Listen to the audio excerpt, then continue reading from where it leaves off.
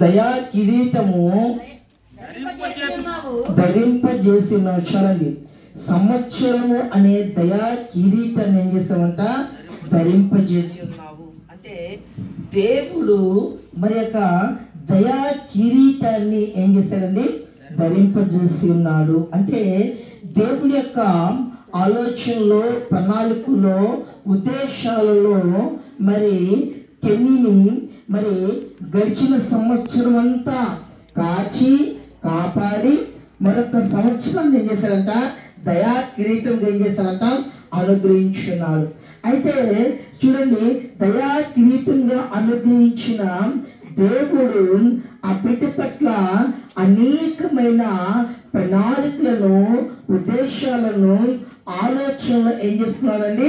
కలిగి ఉన్న దేవుడే ఉన్నాడు. అందుకనే మీరు గర్భంలో ఉండగా, పిండముగా ఉండగానే నా కన్నులు నిన్ను చూసినవి ఒక ఉద్దేశం చేత, ఒక ప్రణాళిక చేత ఈ భూమి మీదకి మళ్ళీ ఏం చేశాను?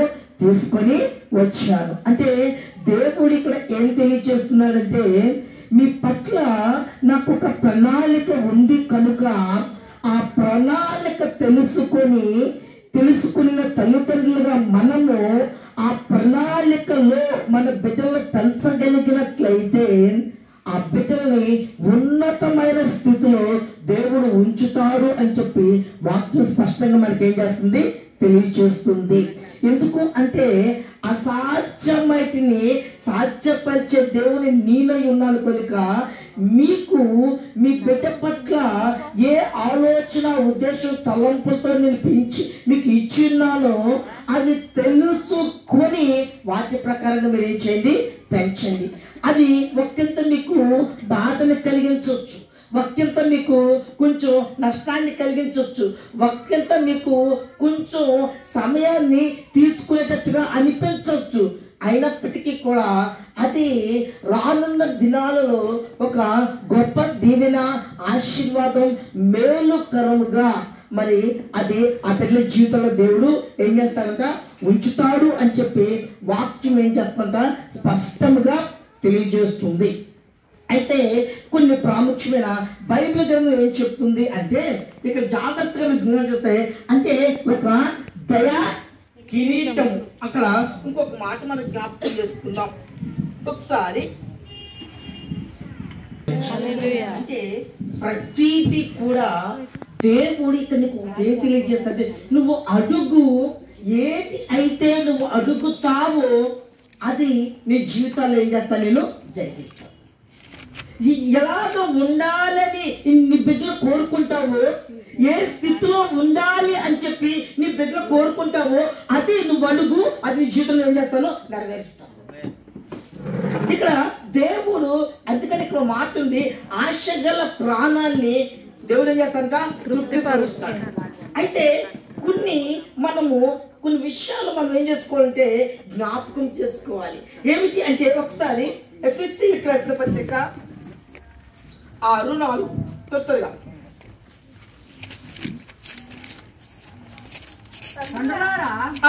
పిల్లలకు కోపము రేపక ప్రభు యొక్క శిక్షలోను బోధలోను వారిని పెంచుడి. గట్టిగా స్తోత్రం చెల్లించండి. చూడండి, కోపము రేపక అంటే మీ బిడ్డలకి కోపము రేపక దేవుడి యొక్క శిక్షణలోను, దేవుడి యొక్క బోధలోను పెంచండి.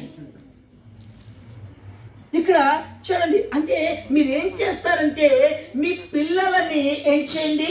దేవుడి యొక్క దైవ ఆ యొక్క ఆలోచన క్రమములో మీ బిడ్డలు ఏం చేయండి? పెంచండి. చాలా మంది ఈ యొక్క రాత్రి సమయంలో అనేక మంది బిడ్డలకి, అలాగే ఈ శబ్ద యంత్రం వింటున్న ద్వారా ప్రతి ఒక్క తల్లిదండ్రులకి 2 చేతులు జోడించి ఒక మాట నేను చెప్తున్నాను. అయ్యా, మా పిల్లల యొక్క జీవితాలు మా చేతిలో లేవయ్యా, దేవుడు రాసింది ఎవరు తప్పించలేరయ్యా అని చాలా మంది తల్లిదండ్రులు వాపోతూ ఉంటారు. ఈ రోజు ఒక మాట నేను చెప్తాను, బాగా జ్ఞాపకం చేసుకోండి. ఒక దైవ సేవకులకు ఒక మాట నేను చెప్తాను. ఏంటంటే నీవు ప్రార్థన ద్వారా దేవుడి యొక్క క్రమశిక్షణలో నీవు నీ బిడ్డల్ని సరిగా పెంచగలిగినట్లయితే నీ బిడ్డల జీవితాన్ని పూర్తిగా నువ్వేం చేయకుంటే మార్చగలుగుతావు. వాళ్ళ జీవితాలకి శ్రేయస్కరమైన దివ్యమైన ఆశీర్వాదకరమైన మేలుకరమైన జీవితాన్ని ఆ బిడ్డలకు నువ్వేం చేయగలుగుతావు అంటే ఇవ్వగలుగుతావు. ఈరోజు ఏ బిడ్డ ఎలాగున్నప్పటికీ కూడా, ఏ పరిస్థితిలో ఉన్నప్పటికీ కూడా దేవుడి యొక్క క్రమశిక్షణలో, దేవుడిలో, దైవ ఆ యొక్క ఉద్దేశాల్లో నువ్వు పెంచినట్లయితే నీ బిడ్డ గొప్ప వ్యక్తిగా మారుతాడు. కొన్ని ప్రాముఖ్యమైన విషయాలు ఇక్కడ మనం జ్ఞాపకం చేసుకుందాం. ఇక్కడ ఏమంటే కోపము రేపక దేవుడి యొక్క శిక్షణలోను అలాగే అంటే ఆ శిక్షణ, ఆ బోధ ఏం చేస్తుంది అంటే ఆ వ్యక్తి యొక్క ఆలోచన విధానాన్ని మారుతుంది. ఆ వ్యక్తి అందుకనే చూడండి, ఆ బిడ్డకి మనం ఎన్నిసార్లు చెప్పినప్పటికీ కూడా ఆ బిడ్డ ఏం చేయలేదండి, ఏం చేయలేడు. ఆ బిడ్డ దాన్ని మనసు మార్చుకోలేకపోవచ్చు. కానీ దేవుడు ఆ బిడ్డని మార్చగలిగినట్లయితే, దేవుడు ఆ బిడ్డని జీవితంలో జోక్యం చేసుకోగలిగినట్లయితే ఆ బిడ్డ చాలా ఉపయోగకరమైన బిడ్డగా ఆ వ్యక్తి చేస్తాడా మారుతాడు. ఎందుకు ఈ విషయాన్ని మీకు నేను తెలియజేస్తున్నా అంటే, చాలా జాగ్రత్తగా వాక్యాన్ని మీరు వినినట్లయితే 1 తిమోతి రాసిన పత్రిక చదవండి ఒకసారి. తిమోతి 4వ అధ్యాయం 6వ వచనం.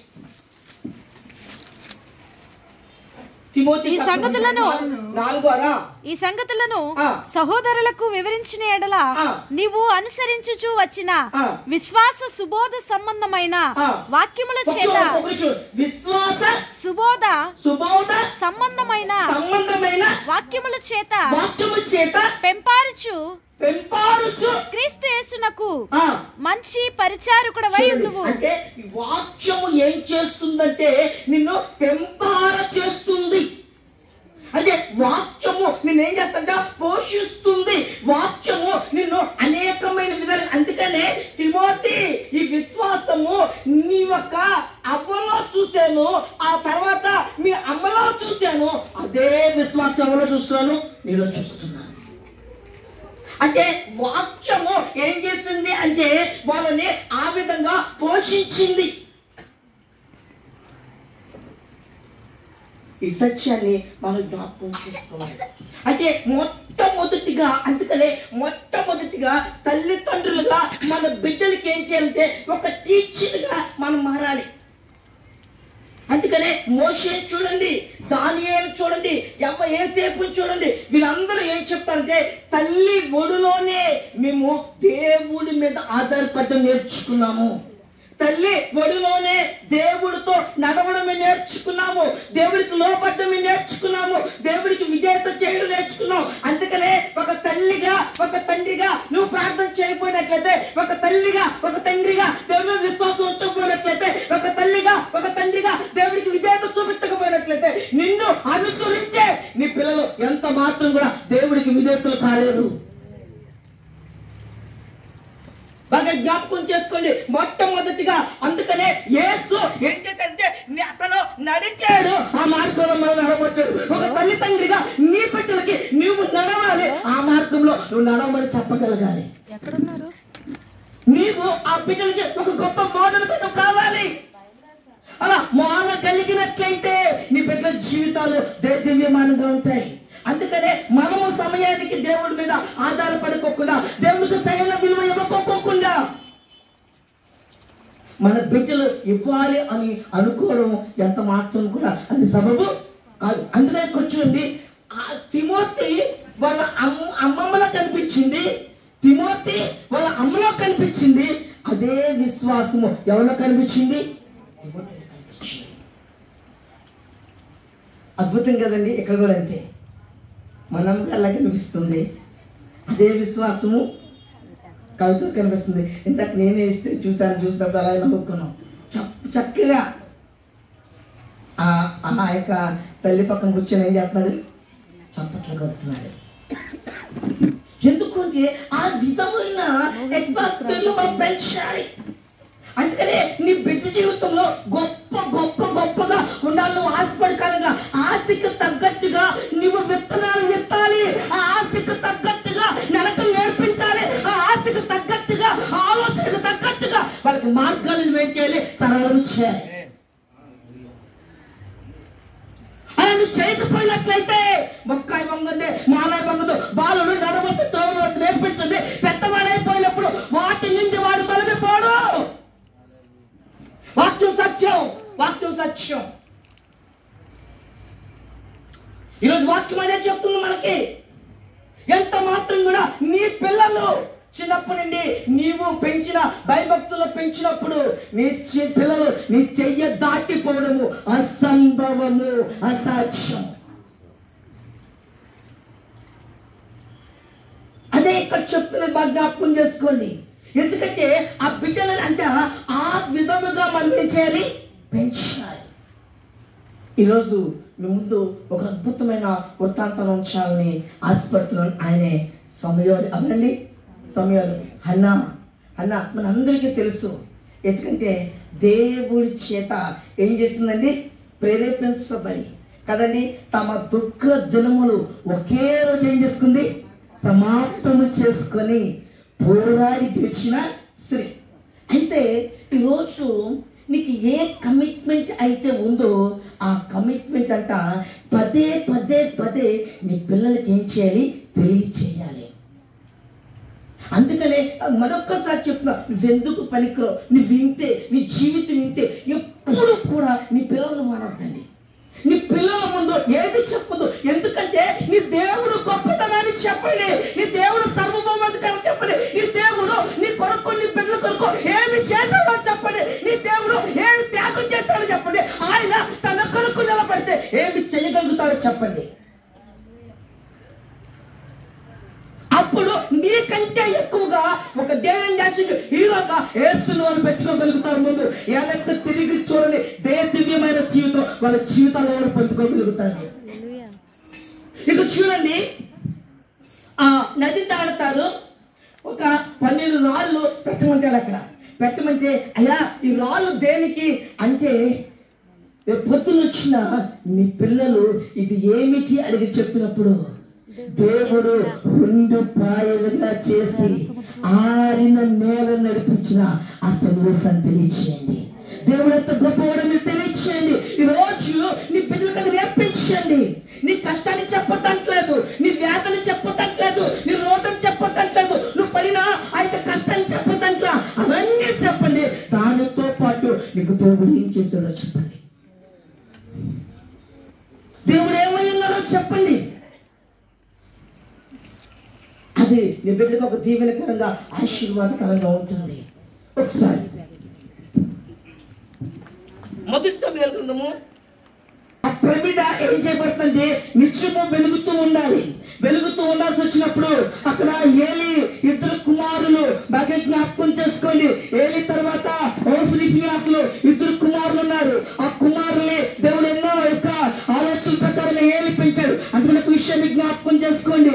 అయితే ఏలి తన కుమారులు ఏం చేయలేదంట, మందలించలేదంట. అందుకనే చూడండి, నీ పిల్లలనంట గద్దించు, బెత్తం వాడు, కానీ వాళ్ళు మరణం అవ్వాలని కోరుకోవద్దు, వాళ్ళు పాడైపోవాలి, నాశనం అయిపోవాలి కోరుకోవద్దు. కానీ ఆ యొక్క బెత్తము, ఆ యొక్క కోపము అవన్నీ కూడా తిరిగి వాళ్ళు మార్గంలో నడవడానికి ఉపయోగపడాలి. అయితే ఇక్కడ ఏలికి తెలుసు దేవుడు మందిరం పాడైపోతుందని, కానీ వాళ్ళ మీద ఉన్న ప్రేమ చేత, వాళ్ళ మీద ఉన్న మక్కువ చేత అక్కడ ఏలి గద్దించలేదు. అప్పుడు వెంటనే అక్కడ హన్నా ఏం చేసిందంటే ఆ మందిరములో ఉన్న లోటు చూసిందండి.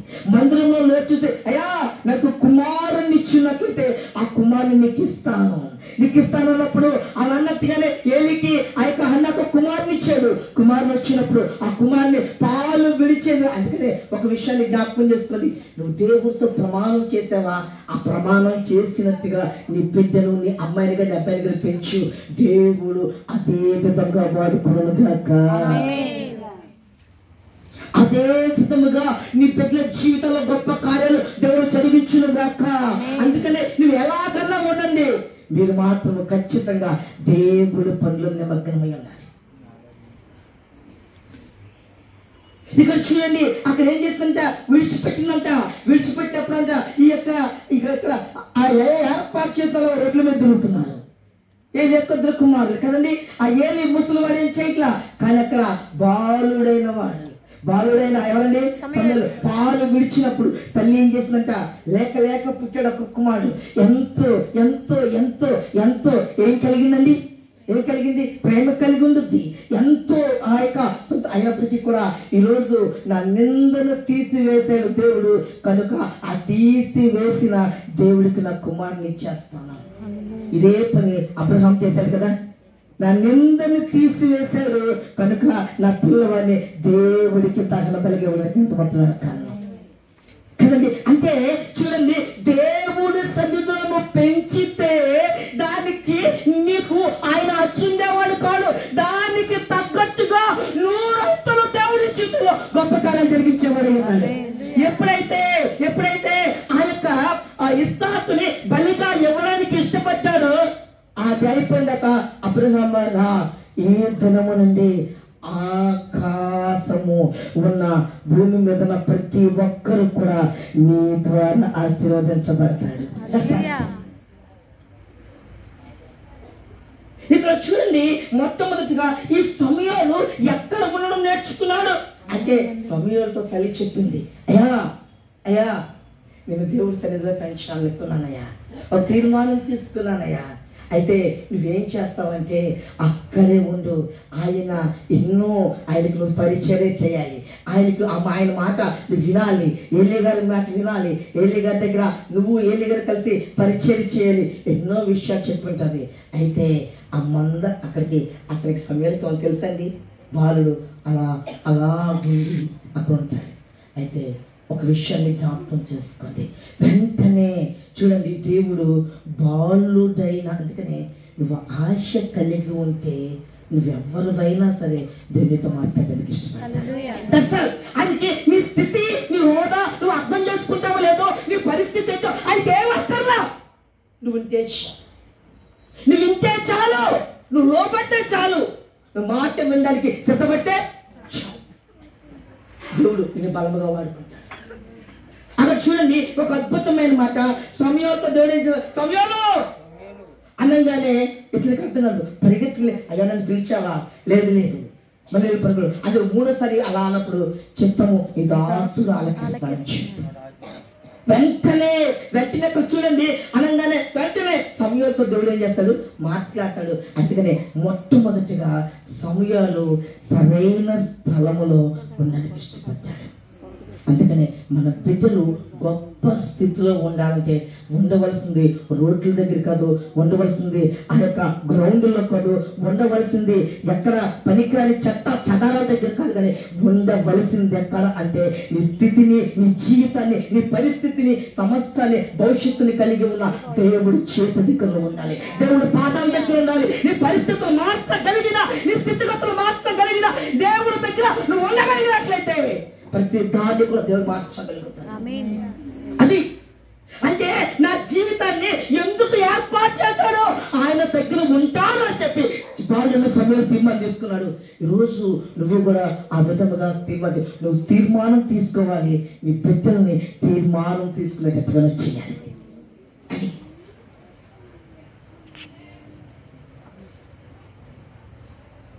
ఒక అద్భుతమైన విషయం చెప్తా.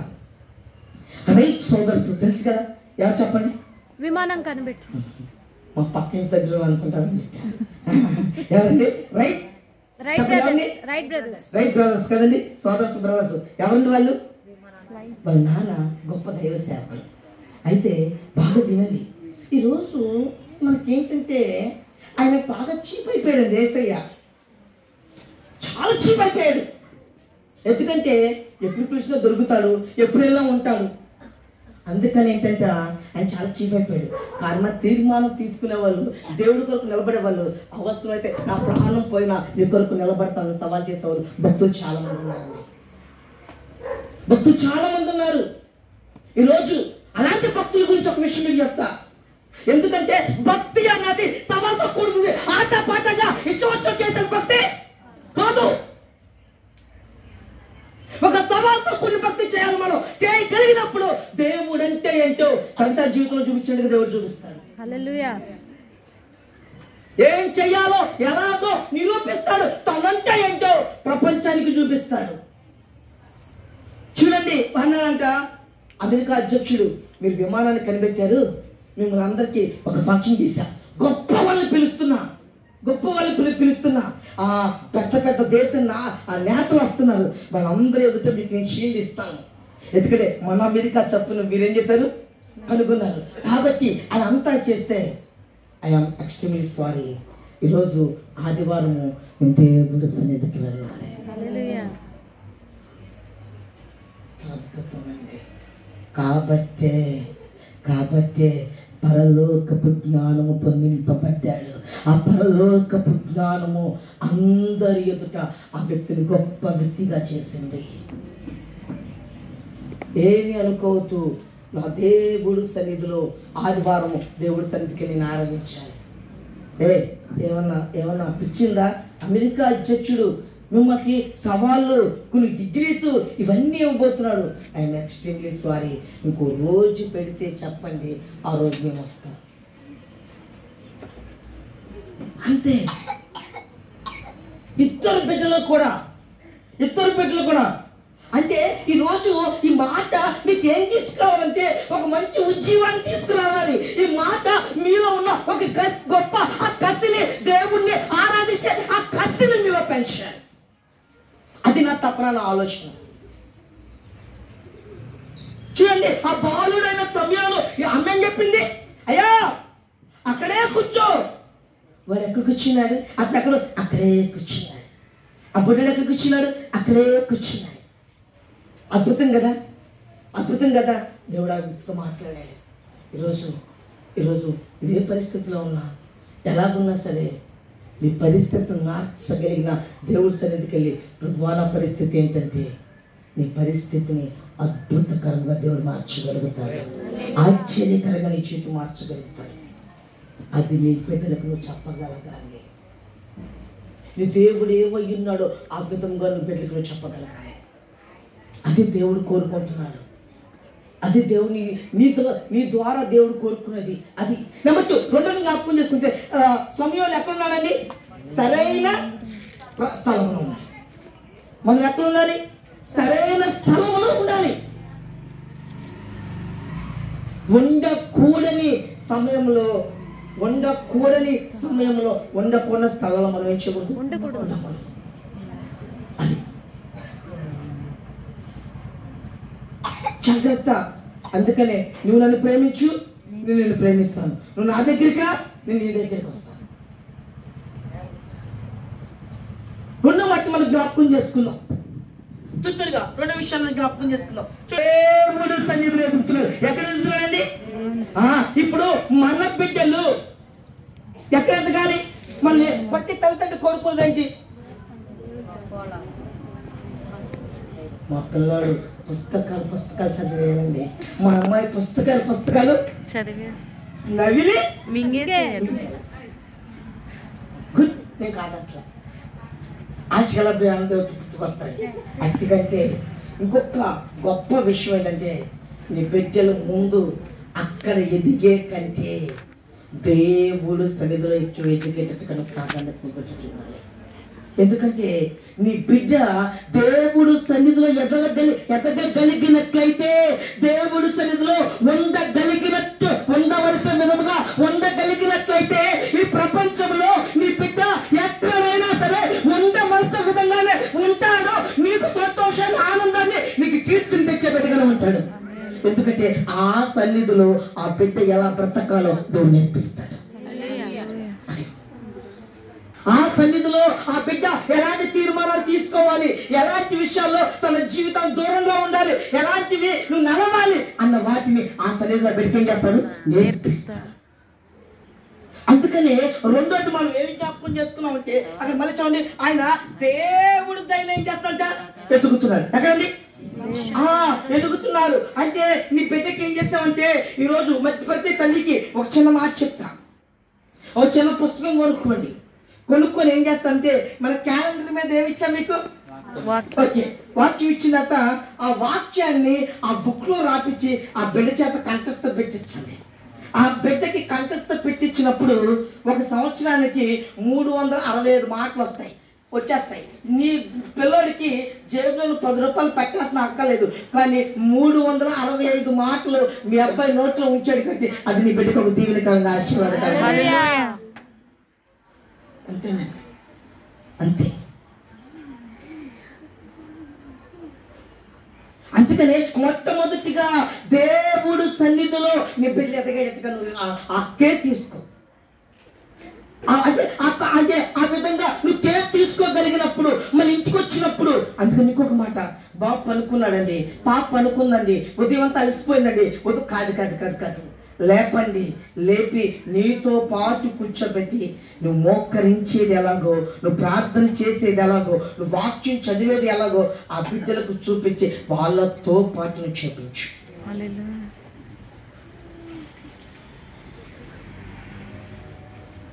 చేపించండి. ఎందుకంటే అది వాళ్ళకు ఒక క్రమమైన జీవితంగా వాళ్ళ జీవితంలో అది ఉపయోగపడుతుంది. నువ్వు ఎంత అలసిపోయినా ఏమవుదు, ఒక గంట ఏమవుదు, ఒక అరగంట లేపండి, లేపి కూర్చోపెట్టి ఏం చేయండి.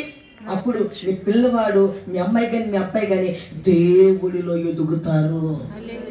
దేవుళ్ళు ఎదుగుతారు. ఎదిగి ఆయన చూడండి, ఎదిగినప్పుడు ఆ వాక్యము చేత నీ పిల్లవాడితో మాట్లాడతాడు. ఆ ప్రార్థన ద్వారా నీ పిల్లవాడి యొక్క అవసరం దేవుడు తీరుస్తాడు.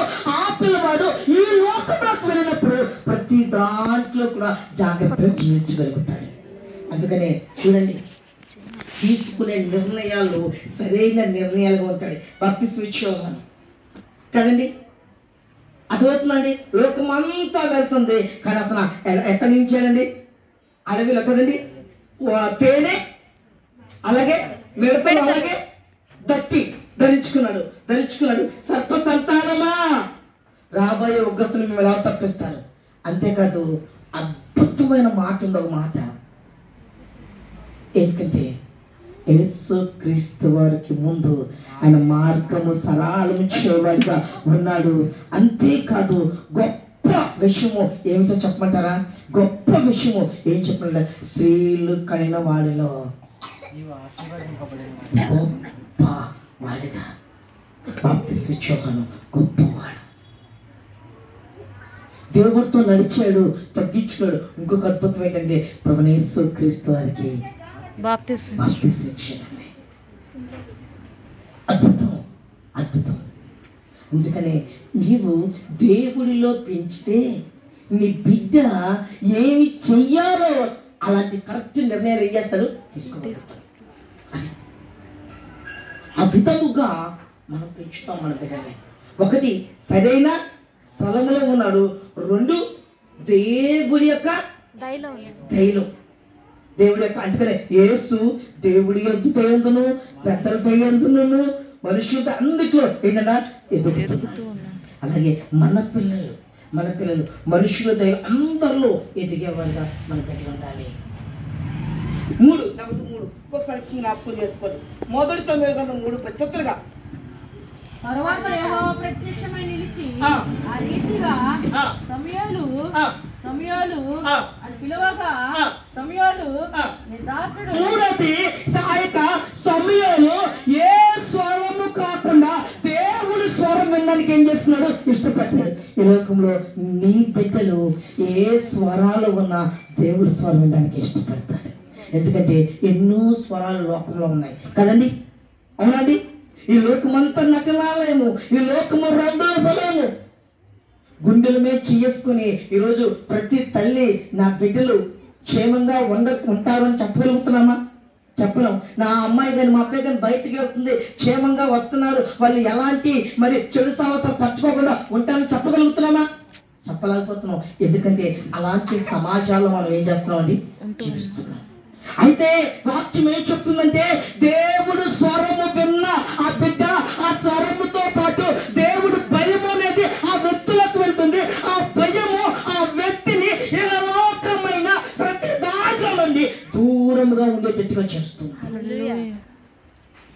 యెహోవా యందు భయభక్తులు చెడుతనమును అసహించుకున్నట్టుగా చేస్తాయి.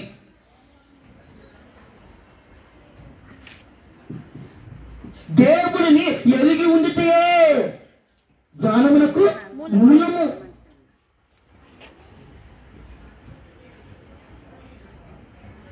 మళ్ళీ ఏసేపు మర్చిపోగలదు కదా, అవునా? నీతో పాపము చేసి నా దేవుడికి నేను దూరంగా పరిగెత్తుకుని వెళ్ళిపోయాడంట ఈరోజు. అందుకని మరొకసారి చెప్పిన 100 మంది సరైనోళ్ళు సరి కానోళ్ళు అక్కడ ఉన్న నీ బిడ్డ 100 మందిలోకి వెళ్ళి క్షేమంగా ఇంటికి తిరిగి రాగలుగుతాడు.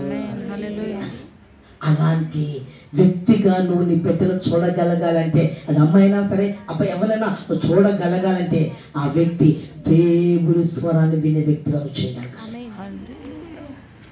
దేవుడి స్వరాన్ని వినగలిగే వ్యక్తిగా చూస్తే ఇలాంటివి పనికి రాని ఇలాంటివి ఏవి కూడా నీ పిల్లనేమి చేయడం.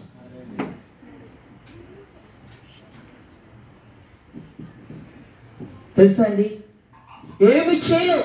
ఎందుకు ఎందుకు ఆ బిడ్డ దేవుడి స్వరాన్ని వినేపెట్టిగా ఉన్నాడు. దేవుడి స్వరాన్ని వినేపెట్టిగా, దేవుడి స్వరాన్ని హృదయంలో, ఆ వాక్యాన్ని హృదయంలో భద్రం చేసుకునేవాడుగా ఉన్నాడు. అది ఆ విధముగా మన బిడ్డకి, అమ్మా నువ్వు ఆరోగ్యంగా ఉన్నట్టు నువ్వు వస్తావు. మా భార్యకి ఉదయం 6 లేస్తుంది, ఒక 2 గంటల వరకు ఆ ఎనర్జీ డ్రింక్ల మీద ఉంటుంది. ఆ పిల్లల ఎనర్జీ డ్రింక్ల మీద ఆ పాలని అదని ఆ బాదం పప్పు ఇదని అంటే ఆ పిల్లలకి పెట్టద్దని నా ఉద్దేశం కాదండి. మీరు పెట్టండి, మంచిది, ఓకేనండి. అయితే అంతకంటే దాంతో పాటు అంతకంటే విలువైన ఈ ఎనర్జీ డ్రింక్ ఉందో ఏదో ఒకసారి. ఎందుకంటే ఈ ఎనర్జీ డ్రింక్ మన బిడ్డలకి ఎంతో క్షేమాన్ని కలగజేస్తుంది. అది అంటే అది మీ బిడ్డల జీవితాల్లో ఒక భాగం అయిపోవాలి. అది తెలియజేసేది, ముచ్చటించాలి. బాకీ ఉందిగా, మెత్తని గొడ్డల మీద రాయండి. మీ బిడ్డలు నడుస్తున్నప్పుడు, కూర్చుంటున్నప్పుడు, పరున్నప్పుడు ఏం చేయాలి? వాటి గురించి చేయండి, డిస్కస్ చేయండి. ఇప్పుడు వెంటనే ఆయనకు ఒక సవాల్ వచ్చింది, ఏసేపుకి వచ్చినట్టు సవాలు, ఆమెకు ఒక సవాల్ వచ్చింది, ఏసేపుకి సవాలు. వెంటనే ఓహో ఏసేపు ఆ నిర్ణయం తీసుకున్నాడా, ఎస్తేరు ఆ నిర్ణయం తీసుకుందా, రూతు ఆ నిర్ణయం తీసుకుందా, షడ్రక మిషక్ అబేద్నెగో ఆ నిర్ణయం తీసుకున్నారా? ఓకే, నేను కూడా ఆ నిర్ణయం తీసుకోవాలి. ఎవరు నేర్పించారు? పండుకున్నప్పుడు, నడిచేటప్పుడు నిప్పిగా పెట్టి నేర్పించావు. అప్పుడు తెలియకోకుండానే దేవుడు తర్వాత అమ్మ నాన్న బిడ్డలకి గొప్ప హీరోలుగా మారిపోతారు. అర్థమవుతుందండి. అందుకనే చూడండి, ఆ వాక్యాన్ని బాసికలుగా కట్టండి. ఎక్కడ కట్టండి? బాసికలుగా కట్టండి. మీరు ఎక్కడ ఉన్నప్పటికీ దాని గురించి ఏం చేయండి? ధ్యానించండి, ముచ్చటించండి. మీ పిల్లలతో ముచ్చటించండి. నా ప్రియ సహోదరి, నా ప్రియ సహోదరా, వాక్యముల్లో మన పిల్లలు ఏం చేయాలి? ఎదగాలి. ఎదగడానికి తల్లి తండ్రి బాధ్యత ఏం చేశారని తీసుకోవాలి.